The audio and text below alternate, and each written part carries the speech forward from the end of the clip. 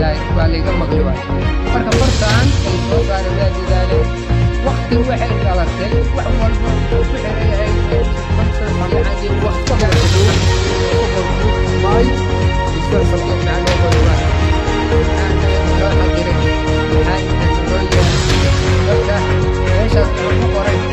واحد يجي يقول دارات على الهوية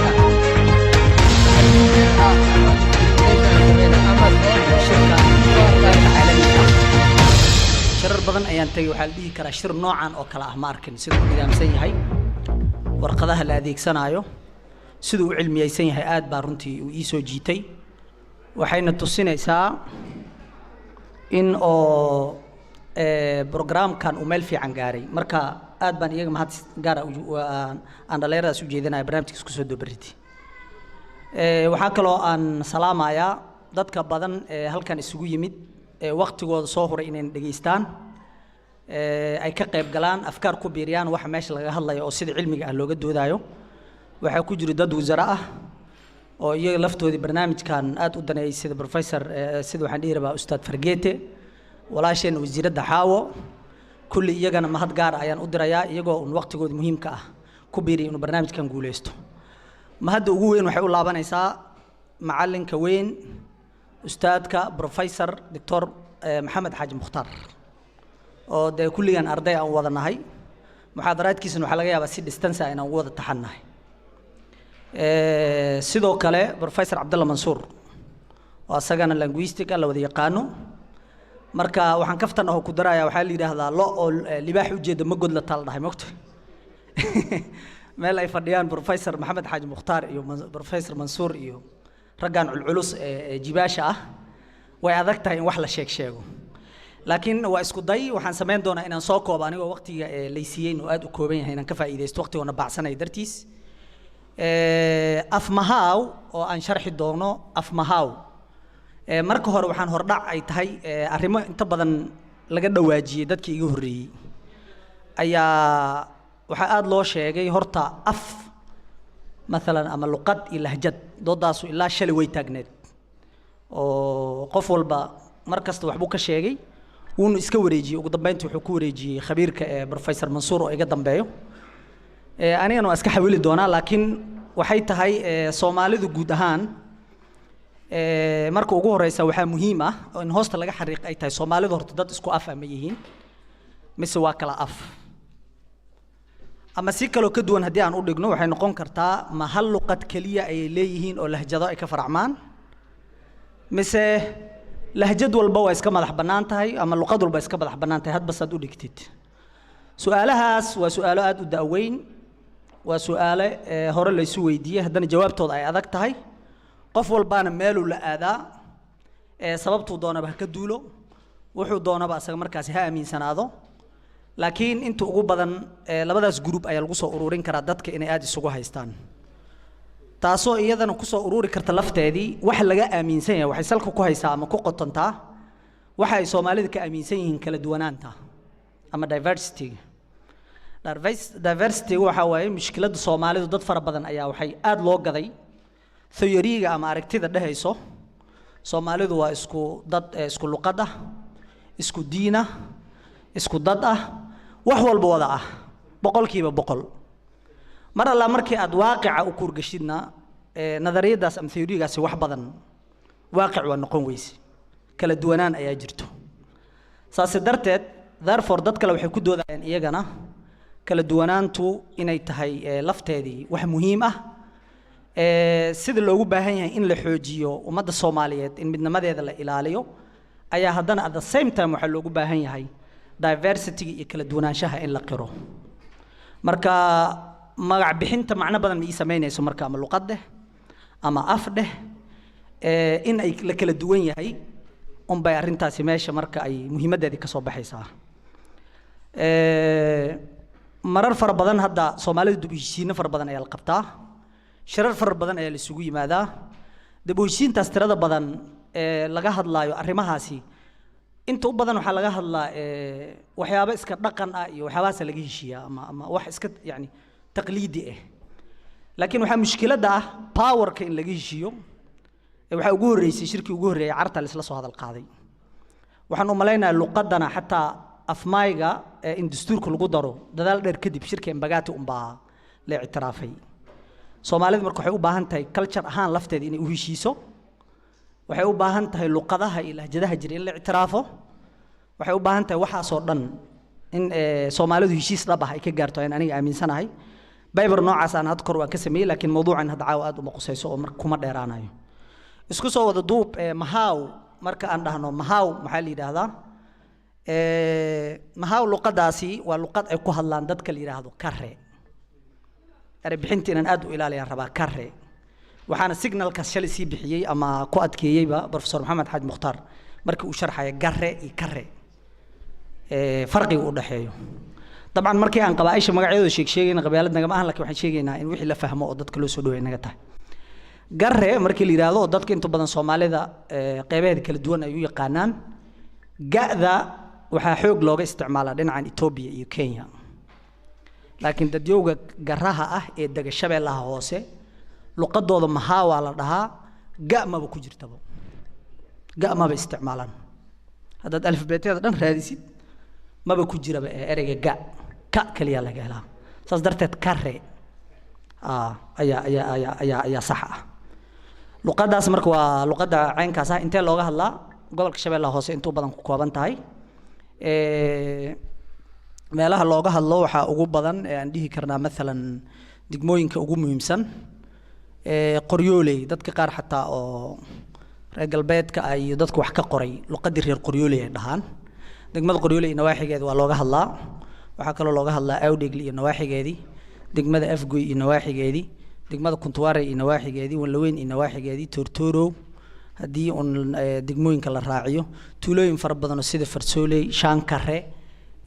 Beedle adugu magacyadooda tira badnaan karaan the list is going on marka ilaa aad konton tuulo oo reer Shabeelle hoose aad tirisana afkaas oo mahaw la yiraahdo looga hadlaa maya su'aalihiina doodi waa NFD qayb kamid ah in looga hadlo waa laga yaabaa dad gaar ahaan generationkii hore laakiin inta badan Shabeellaha soo lagu koobaa dadku ku hadlo waxaan ogaaday markii aan baaray karre kaliis kuma hadlo walo ay majority ay yihiin laakiin dad tira badan oo deegaanka degan ayaa luqadaas isticmaalo waxa igu yaab badnaa mar Oslo aan yar isku baranayo afka si buyur ay ugu hadlaan waa aqaana marka inta ku barat marka irin wuxuu reer qoryooley ah mana nin karra ahna ma ahayn marka dad iyagu badan oo noocaas oo arkaysa laga yaabaa inay tira badnaadaan laga yaabaa inay koobnaadaan laakiin afka waxa la yiraahdaa afkii mahaw ama karre afkii karre ama afkii qoryooley adba sida markaas loo yaqaano tuulooyinkaas tirada badan iyo degmooyinkaas aan sheegnay Shabeellada hoose ayaa looga hadlaa aada loo sharxay luqadda Soomaaliga guud ahaan ayaaba la yiri waxay raacsan tahay luqadahan ku shatikiiska waxa la raaciyaa Afro-Asian family afkarahana afafkaas la haleeshiyaa markii aad inta u badan asagana la baaro saas ay dadku yiraahdaan dadka qaar ayaad arkaysaa markii aad u kurgashid oo xoogaa aad baaritaan samaysid af mahawga yaa iyagana waxay leeyihiin ama lahjad ama luqad oo sideeda u madax bannaan waay ayaa la dhihi karaa laakiin taas waxaan aaminsanahay waxay u baahan tahay baaritaan xoog badan in iyadana la sameeyo sababtoo ah marka af mahaw lagu hadlaayo erayo badan ayaa waxay la wadaagtaa ama taqriiban erayo oo aad u tiro badan oo aan la soo koobi karin ayaa waxay la wadaagtaaba af mayga marka dada waxay xataa qabaan oo ku doodayaan Shariif Saalax buugii shalay Dr. Maxamed Xuseen meesha ka jeediyay qayb kamid ah ka akhriyay wuxuu leeyahay af mahawga waa qayb kamid ah af mayga ama dialectic af may kamid ah isaga iyo dabaraha saas ayuu ku doodaya dada qabo dadna waxay leeyihiin af maxaagana eray qaar waa la wadaagaa dabcan oo badan marka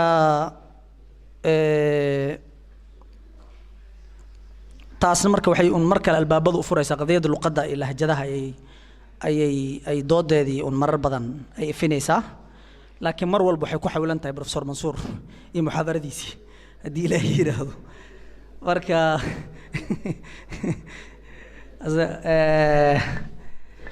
waayahay marka dhowr qodob ayaan rabaa iyadan inaan ifiyo si fahamka ama fahamka guud loo soo dhaweeyo sida aan sheegnay afka waxa ku hadlaan dhahnay dadka karaha la yiraahdo karre laakiin su'aal ay imaan karto dadku waxay leeyihiin garaha oo qabiil ah weyn ah waxay degaan geeska Afrika oo dhan ay degaan marka ma ku wada hadlaan afkaan maya ma ku wada hadlaan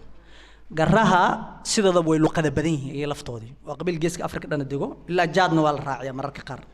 dhinacan Ethiopia dhinacan Kenya jaad meel badan la gaarsiyo kuwa jaad xataa Carabi ku hadlaan qaar kamid ah annagaaba meelahaas markaan arday ahayn is aragnay waxay ku leeyeen annaga garhan asalkooda ka soo jeednay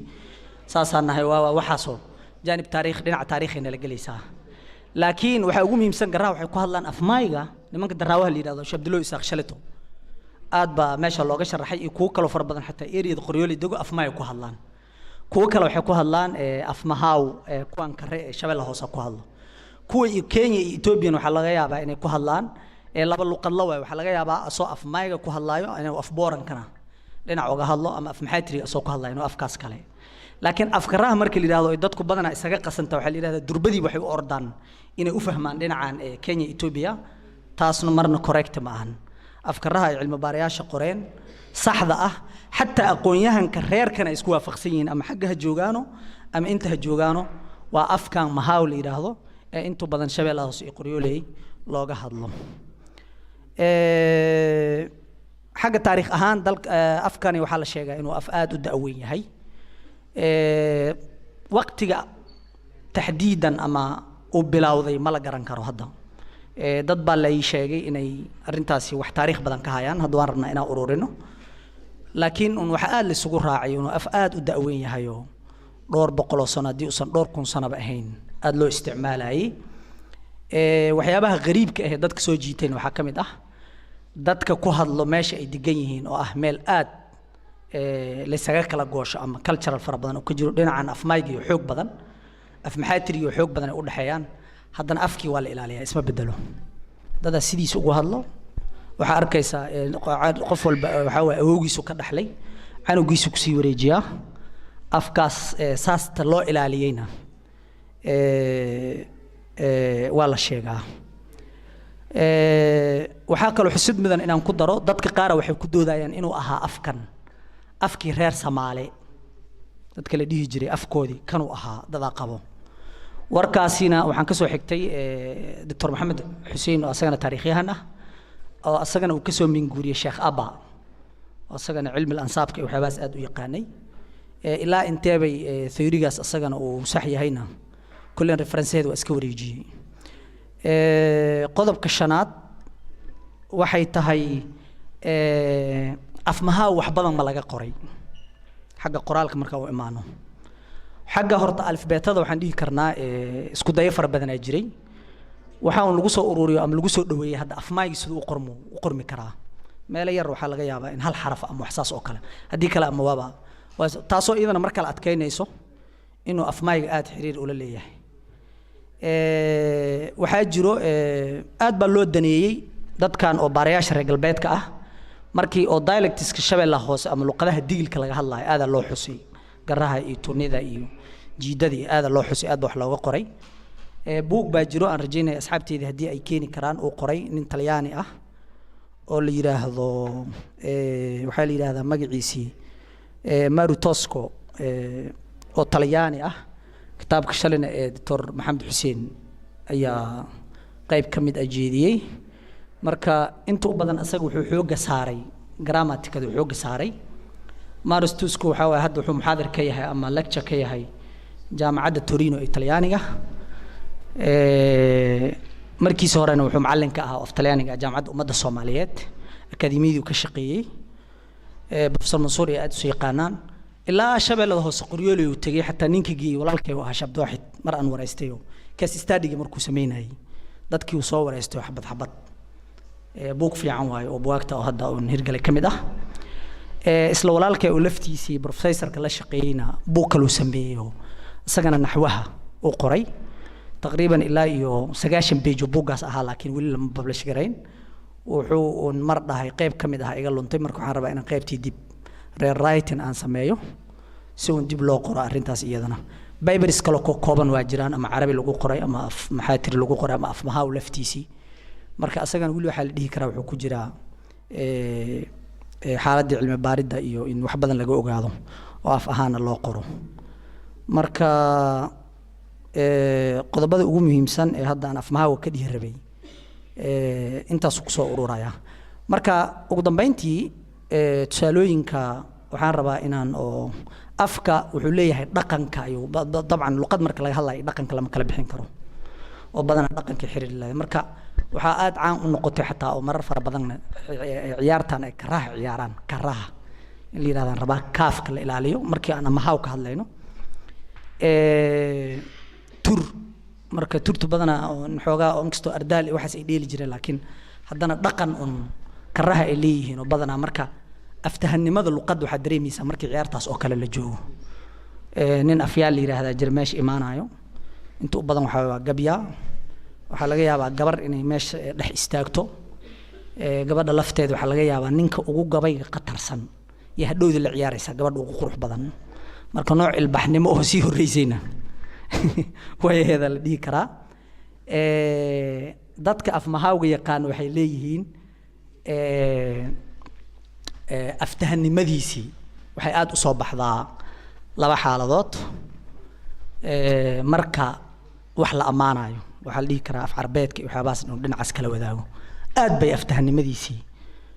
xoog badan baa muuqanayso markii wax la caynayna saas oo kale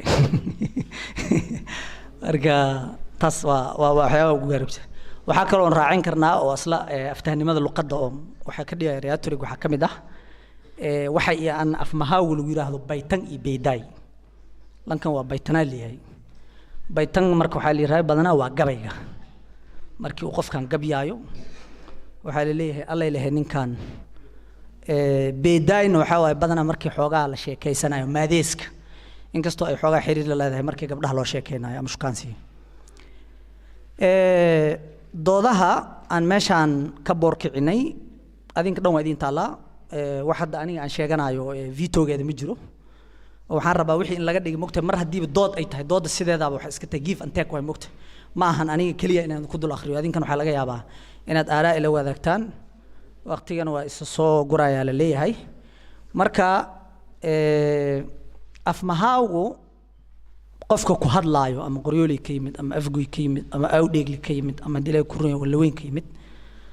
afmaayga si fudud u fahmaa waxaa arkaysaa haddii ama baydhabo la geeyo canug yaroo afmahaa ku hadlay si sariica ama qof weyn inuu isla markiiba yani baal ka qabto taasoo adkaynayso marka in oo vocabulary-ga xaggiisa ay wax badan wadaagaan afmaxaatirigana barashadiisii waxaa laga yaabaa in ereyada qaar ay dhibaan sida xa laano dhawaaqi ayaa meeshaas door ciyaarayo oo afmahaaw ah waxaa laga yaabaa xada waa ku yar tahay sida afmaayga caynka bedelkiisana alif ay isticmaalaan marka ereyo badan markaad u fiirsato u kurgashidna afmaayga mesela tusaale ahaan un baan ka wadnaa iyo afmahawgu meelo badan waa iska shabahan waxaa isleedahay vocabulary isku mid leh waaye tusaale marka rabaa inaan idin siiyo oo kooban ardaal aan dhahnaa anaga afmahawga afmaygana waxaa la dhahaa irdaal taas moo cusbada oo kale usbo anna waxaan dhahnaa usbo uuda ah marka afmaygan usbo ها يعني أوذل أولا قديها أفمها وحأركيسا أري اللي هذا درش إنك واد درجي أما درش أفماين درك أما درجي مركا مهما با أن قفك قراجرتو أنا جراه وحنا أنا بدنا مهما هو أدعان هو إذا لو استعماله أفمها وهالي هي درو دو بل درك أدور هالشيء يعني مركا أفماين وحين نقولنا درك درو واسه فرق وين مركا ما دري ميسيت مركا أفماي ولا جو مردال ده مثلا فديس ماشان فديو وهكذا مركا وحي ساسي وسيس عن كران لكن أريد قارة حدري مسا إني جبي أهم با أي كلا دوينه محاوي مايجا أما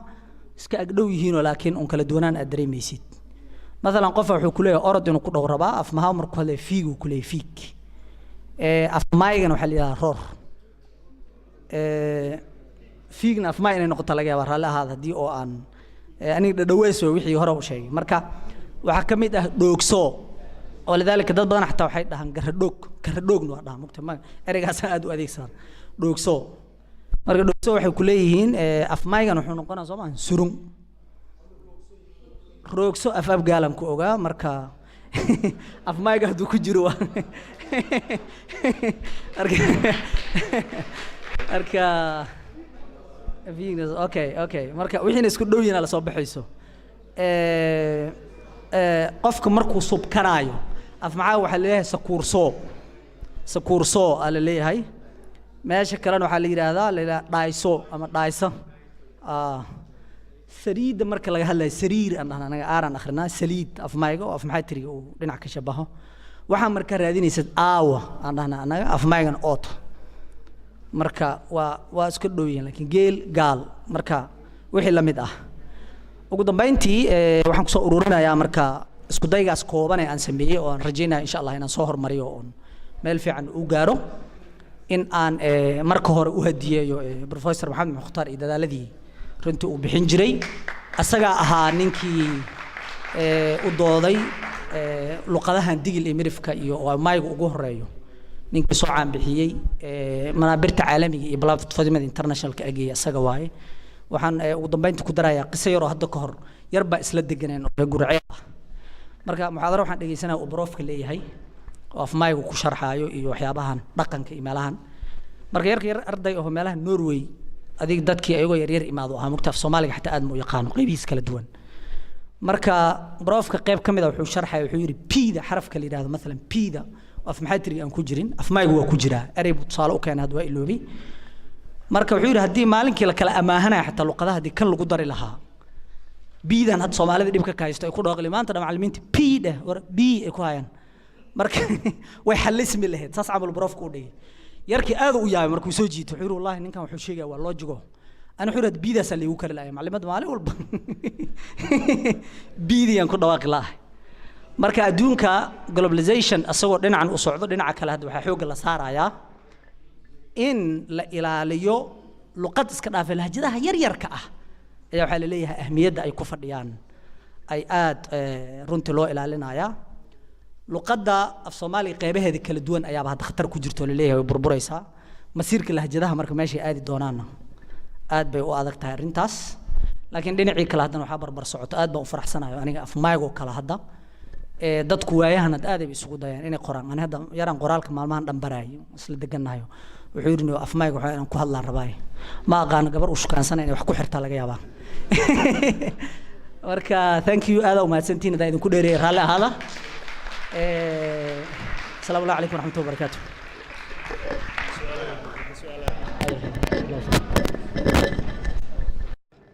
waayo waa muhiim in la helo erey bixin dhinaca caafimaadka iminka anigu dhakhtarka saaray waxaan qoray buugaas alxamdulillah ku guuleystay waa erey bixinta caafimaadka Soomaaliska isfahanska marka waxaan aad u xuseenayaa inaan mustaqbalka dhow inaan ka qoro buug my isfahanska ama waayo dhakhtarka xil baa saaran inuu bulshada Soomaaliyeed meel ay joogaanba wixii aqoontu yaqaano uu ku biiriyo marka waxaan ku weydiin lahaa su'aashu waxay tahay si aan u qoro mustaqbalka my isfahanska ama my English ama English kulli professorkii uu joogaa macallinkii uu joogaa professor jaacad dhigay taaniga dhigay Maxamed Mansuur xagaan ka heli karaa marjac ama ha noqoto xuruufta lagu qoro afka my ama buug iga caawin karta erey bixintaas inaan helo si markaa buug u noqdo buug qiimo leh oo bulshada my ku hadasha ayagoo gurigooda joogaan u helaan buuggaas waad mahadsantahay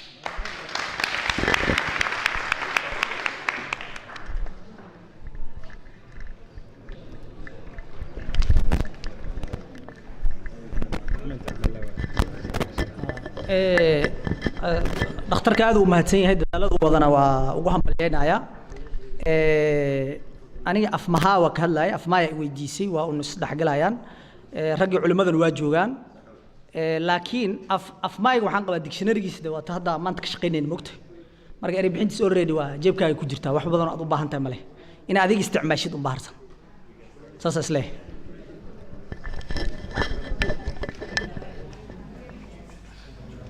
haddii kalena waxaan kusii wareejinayaa professor maxamed mukhtaar inuu qof kale su'aal qaba ma jira anaan kale su'aal qaba jira Okay, Dr. Aadan aad u mahadsan yahay. Thank you, Aadan.